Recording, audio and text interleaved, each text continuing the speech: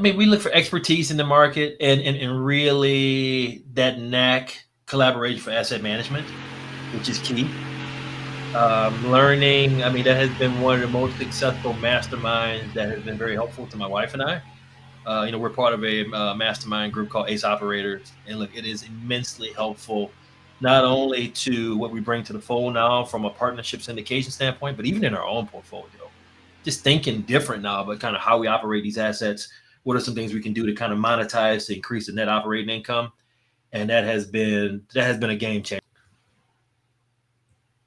All right, welcome to Real Estate Hustlers Podcast. I'm your host, Josh Appleman, founder and CEO of Appleman Capital. Today we are joined with Melvin Landry, co-founder of More Land Equity Capital, has vast experience in single family and multifamily real estate with a background in corporate procurement and college professor, resides in Pittsburgh with his family. Melvin, we appreciate you coming on the show today. If you could let the listeners know a little bit more about yourself. Man, thanks for the opportunity, man. Yeah, Melvin Landry, reside in Pittsburgh. Been in the real estate game since 2005. I'm from South Louisiana. I grew up in a town 40 miles west of New Orleans. And yeah, man, real estate has been the eternal savior for me and my family. So happy to be here. Well, tell us how you got into real estate and what the pivotal moment was. Oh, yeah, for sure, man. Well, bought my first property, which is approximately 18 minutes from the house in 2005. So, one of my buddies from college who was a good confidant of me, had a few rentals, and I decided to kind of jump in and try to add some real estate to the portfolio. And, you think about the growth trajectory over the years, even through the time 2008, 2009, I had amassed almost 60, a little bit over 60 rentals. And I was living in the middle of the heartland in Omaha, Nebraska. So, in addition to doing that, I was investing in 3 states. And look, single family was all I knew. That's kind of how I started off. And, learn some things along the way. So along with the growth trajectory came some pitfalls also as well. So, while I was living in the middle of America, I was invested in 3 states. And, lo and behold, PA came out the strongest for me.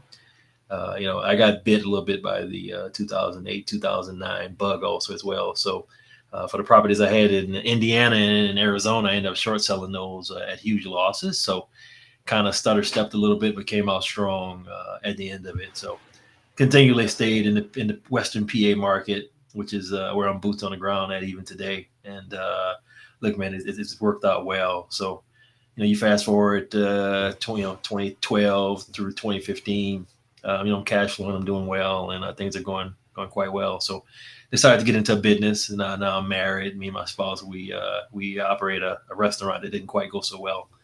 And I had to end up liquidating nearly 90% of the portfolio. So as a result of that, so again, right, faltered and kind of get back and come back strong. So got into multifamily hardcore early 2022, and and with that, got exposure to syndications, got into other rooms I hadn't been a part of previously, and look, it's been gangbusters for us ever since. So. We're in a lot of syndication deals. We ended up moving to the place where it all started for me, which is Pittsburgh. Never thought I'd live here, but I do now. And it's a great place to live, great place to raise a family. And look, man, things are going well. But, right now we really have our foot on the gas in terms of our growth trajectory.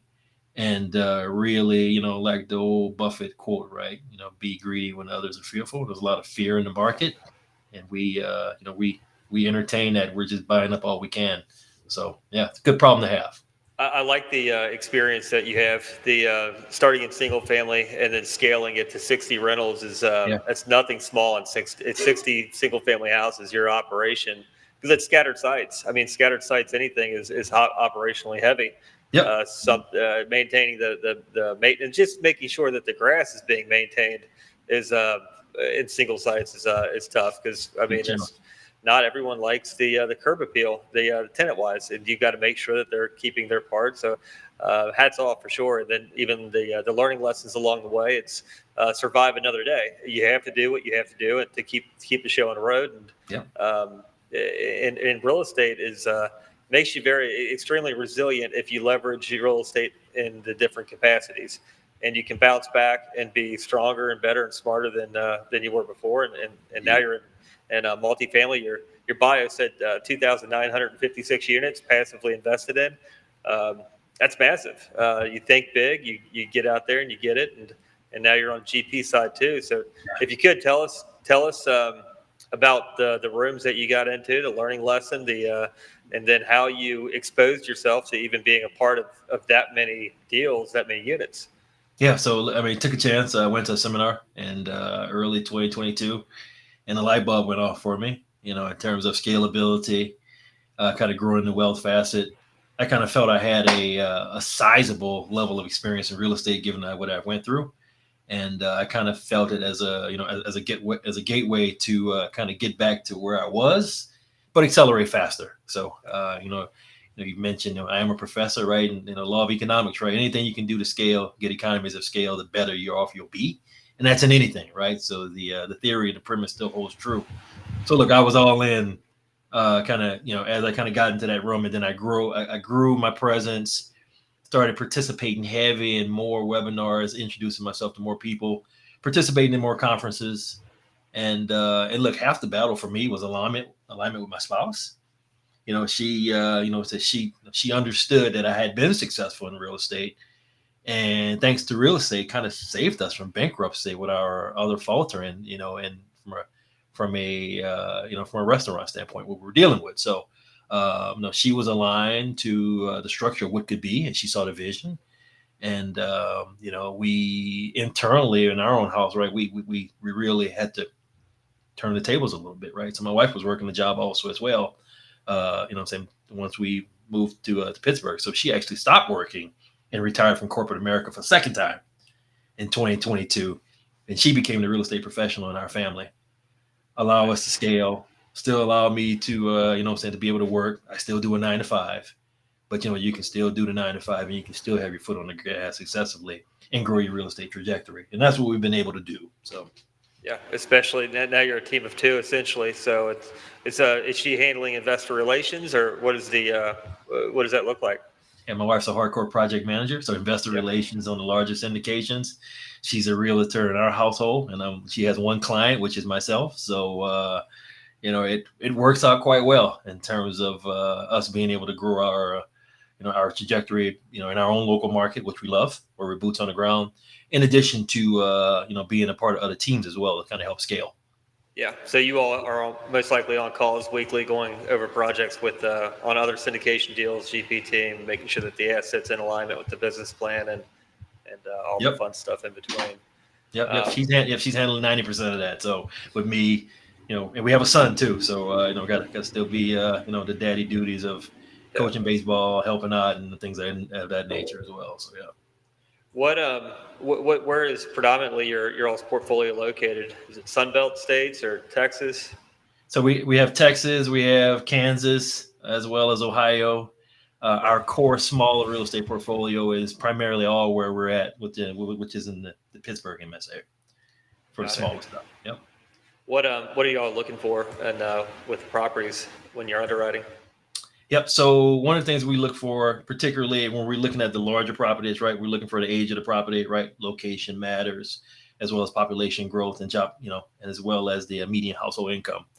It tweaks a little bit, particularly in our own market when we look at smaller multifamily. We're leaning towards the affordable housing push. So look, I'll buy 1920s, 1930s product in my own backyard. And look, there's some solid dwellings in our local area. And look, and the price points are really attractive. And look, as long as it cash flows, and I've been in this area and been investing in this area long enough, I got it down to the street, man. So I know the blocks, the areas, and pretty particular in terms of how we invest locally in our own market. So yeah, you say affordable housing. So is that subsidy, Section 8, or light tech? Yep. All those programs, we love them. We love them, and the demand is outrageous in our respective markets. So there's a 12,500 voucher gap of folks who need housing who can't find housing. So it's a real good problem to have. And look, I can't renovate them fast enough, man. I'm What getting calls after calls yeah. after calls. What are you all using to connect the people with vouchers to the housing? Like what websites or what's your outreach look like? So look, we use Craigslist. Yeah. We use Facebook Marketplace. We use the local agencies in terms of avenue, in terms of putting our stuff out there, to extend the reach. And look, I've gotten some really good quality tenants off of Craigslist, believe it or Yeah. not. So, Yeah, we you do. know, We do the same. yeah, Craigslist. There's a Turbo Tenant that I'm a tenant. syndicates Yep. pretty well, and then of course we use AppFolio with it. And then there's affordablehousing.com website we post on there. But it's just that you've got to screen. You got to do your screening. You have to do your due diligence. Make sure that you're bringing other people that can complement the community and not create. We've had bad ones too, which that's in market rate as well. I mean, you're going to get your bad actors no matter what you do. But Section 8, I mean, it's guaranteed income every single month, and Guaranteed. and if Guaranteed. Yeah. your units are nicer than what else is out there on the market, you're going to get quality tenants plus guaranteed income because they still have a choice of where they want to live, and they choose yours because it's got granite countertops and the other one doesn't, then it's a win. Yeah, indeed, indeed. And look, we pride ourselves on. Look, we love C plus areas, and we love giving them a class experience, right? That keeps them there, right? Yeah. They tell their family members, tell friends, and all of a sudden I'm in a position, which is a good problem to have. Whereas, I got more people ringing my phone than what I can provide units at this time, so we can't get them up fast enough. But we're working on that. Yeah, no, I agree. It's giving them a level up, different level of experience, and just they stay for much longer. Yeah, And indeed. and then your renewals are, as long as they're within fair market value and you can provide some comps, you get what you want on the renewal, Get you not increase. necessarily Yeah, the first initial lease. So we're definitely in alignment. It's it's the strategy's been around for a long time. It's just yeah. learning getting over the persona that's been put out there. It's all mindset, Yeah. So, literally. but I mean, it's smart. I mean, it's Yeah, guaranteed income. You don't have to chase it down and every single month. So, yeah. what advice would you give somebody that's just starting to get into real estate right now? They're listening to this podcast, trying to figure out what moves to make. You've got experience on single family starting from one property. So, what path would you say that they would take? What advice? I I would say to anyone, look, invest in yourself. You kind of got to look beyond the regular status quo. And if your mindset is in one place where it shouldn't be, I would say challenge your mindset and try to get in some rooms, right? You know, everyone won't be able to spend six figures on mentorship like I did. Kind of going in. But I knew, and I had been successful before, but I had a mentor. Even when I first started off on the single family front, I had a mentor, and I still talk to my mentor who lives in Florida to this day. In terms of guidance, you may have a question. I don't perceive to know it all, and there's always different type challenges that kind of come up. So I would tell anyone, seek a mentor and get into some room. It may not be the 70, 80, 90, $100,000 room. Get in some room, right? There's other collaborative groups out there that are economical that you can get in and can really learn a lot and partner with some folks from that Yeah. standpoint. Yeah. Yeah, I would add to that too, because there's partnering with people, which is great, syndications, but at the same time, on the back end, behind the scenes, build up your own personal portfolio that's not with partners as well, because that can Yeah. grow over time. 10 years is Okay. a long time, but what you can accomplish in 10 years, I mean, you've got your partnership out there that's different properties, and then on the backside, you've also got your personal real estate portfolio going. I think the two combined, I mean, it could be massive over time. You could work magic. That's for sure. So, but as far as getting your mindset there, what kind of books would you recommend? Look, I love reading books. Ken McElroy, Kiyosaki. A lot of success metrics, mindset books. Who Not How is another book that's tossed around by many in those different circles to try to think different and just try to adjust against the status quo. That has been helpful for me. I say within the last 24 months. I think different now versus what I did say 4 or 5 years ago. Yeah, And my approach is now kind of really has me at a trajectory that I don't know. I'm going at lightning speed versus before, right? I mean, started in '05, and it took me 8-9 years to get to 60 single family properties. That didn't come with headaches. At the time, I was coming to Pittsburgh from the middle of the country once a quarter, but I had a system in place, and it took time. So now I'm able to scale faster. Now I'm boots on the ground in my market where it all started for me. So it's coming back full circle, which is pretty cool. Yeah, that's huge. That is, so you're boots on the ground. You're looking for properties, or you're getting properties called into you. Then you go check out the area, check out the units, walk with the property manager. A little bit of both. So I'm out 4 to 5 days a week, looking, driving around. We call it driving for dollars. And I have a couple of folks on staff who they feed me vacant properties via email and text daily. Yeah. So, and now I have the opportunity to kind of just weed out what I want, get in, skip trace, find the owners. I have some other partners, VAs, who's kind of providing support also as well. It's not a one-man show operation. You kind of need a well-oiled machine here to be able to concentrate to get the trajectory that you need. So. Yeah, working with owners directly, that's huge. I mean, it skips the markup. In a lot of cases, you can do creative finance and still some different tactics as well. Indeed, indeed. How has the economy worked with you as far as interest rates and the housing and everything? How's that affected you, and then what's your outlook on it? Look, so typically when we buy, when I need to buy fast, I won't hesitate to go get a hard money loan, quickly get it turned. I have the resources to get things turned, get them stabilized. Like I mentioned, right, I have a huge demand of folks who are looking for housing that we're trying to place at the rental rates that we want, right? Typically market rents, which are attractive, and then to refinance into attractive long-term debt. That's always the goal. So on average, I'm always starting off 12 to 14%, which is high by many standards. But the goal is to get in, attack the business plan, turn it quick. I already got tenants lined up, and just get it turned and try to get it turned around in 6 to 7 months max, so I can get out of that debt refinance and get it stabilized to where I really want it to be. How heavy are your all's lifts? I mean, the ranges of rehab, say if I get a 4-unit, I mean, they're 30 to 60K, so not bad at all. Yeah. Yeah, right. Everything's So brand new. Find the right one, to find the right opportunity. So yeah, no, for sure. And just those are the base hits, though. After a while, you start building the portfolio, and it just becomes bigger and bigger and bigger. Yep. And everything's brand new once you've renovated. Indeed. I mean, look, I'll take bunts and sack flies and base hits all day. Doesn't have to be the home run. So we score and we get cash flow. That's what matters. What is your goal for the next 12 months? Next 12 months. In my own backyard, I would say 12 months from today, try to be at 100, 150 units. I think that's a viable goal. 90% of it being affordable housing, cash flowing. In addition to that, passively invest in more deals.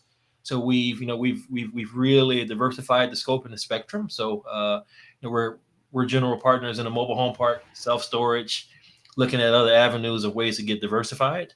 And look, I mean, depreciation is my best friend. So we all need it, right? When you're operating in this space, and look, just keep growing with the foot on the gas. That's the next 12 months. So try to be around between 120, 150 units exclusively outright, and maybe look to increase that door count passively to between 5,000 to 7,000, ideally. Yeah. I just got 2 cost seg study quotes done earlier today. So it's depreciation is it's a beautiful thing.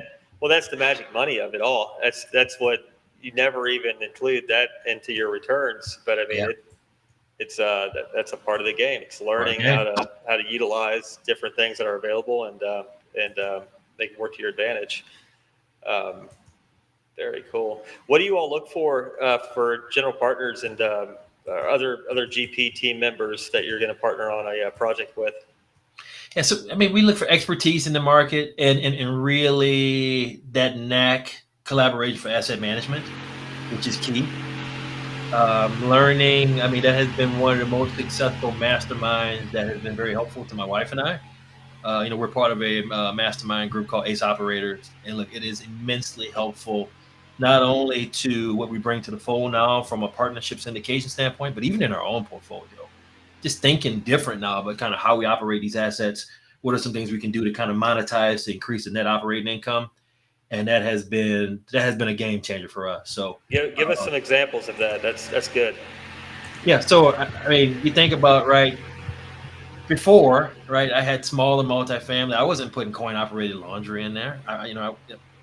Simple, right? I mean, and these are 1920s, 19 to 1950s products. Whereas, I mean, folks see that as an added plus that they never had before. So we're getting that incremental income that kind of hits down to the bottom line. And I mean, it's and folks are happy, and they're telling all their friends and stuff who may be part of programs. You should reach out to Mr. Landry, right? So on and so forth. So, I mean, collaborate. Yeah, I mean, so that's just one avenue that I've implemented across all my units, and we deal with small amounts of family in our backyard. It's been a nice to have.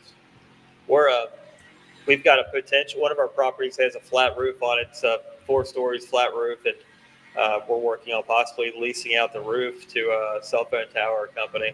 So we're in talks right now. So those are the value add that, I mean, it's an infinite, because you really have no cost. They put the equipment on there, and they lease you up, and I mean that directly hits the NOI. It's there's no expense to it, but that's something cool. And then there are some utility value adds. There's a valve you can get for your water mains that cuts out all the air that goes through it, because we get charged for water plus air. Okay. And then there was another one with electric, but it's cool to get the studies done on that. It's I had one on my podcast I think a month ago, and he looks at the property, and then he just connects you with different vendors that can help align the savings. But those are it all adds to the bottom line, makes property more valuable. It increases the top line in a lot of cases, and you stand to benefit. So and then your mastermind that you're in, getting with a different level of a person in a room that's been there, done it different ways, different thinking. I love that. That's huge. Yeah, makes you think different. Have you think about how you're doing your own operations differently. I mean, and look, that's the type of rooms that in my opinion, this asset management mastermind. And I mean, it costs X, but had it been 3, 4, 5X more, I probably still would have took the time and made the investment. I mean, it's immensely helpful, and I'm learning so much more. It's pretty cool opportunity to be a part of. So yeah, it's buying your seat at the table, and it's a gated community. If you pay the price, you're in the community, and everyone, it's just the way it goes. Way it goes. And there's nothing. It's just everyone's protecting each other. When it is a paid community, it clears out the other people that aren't willing to pay and take it more seriously. So I'm totally for it. Totally agree. If you could change one thing that you now know, what would it be from your past experiences? What would have you done differently?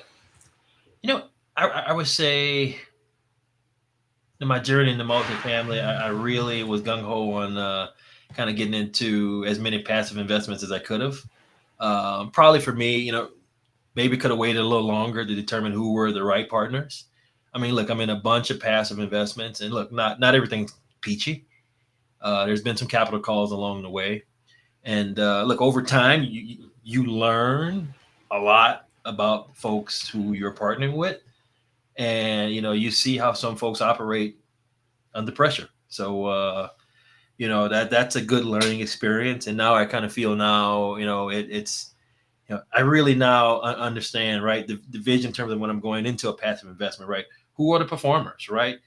Saying who is going to who's going to adapt and course correct when there's a change in terms of the overall business plan, for not even the better need of one's agenda, but for your investors at the end of the day, right? For the greater good of the team and things of that nature. So those are one of the things that I would change kind of going into it. So, but again, hey, it's part of the game.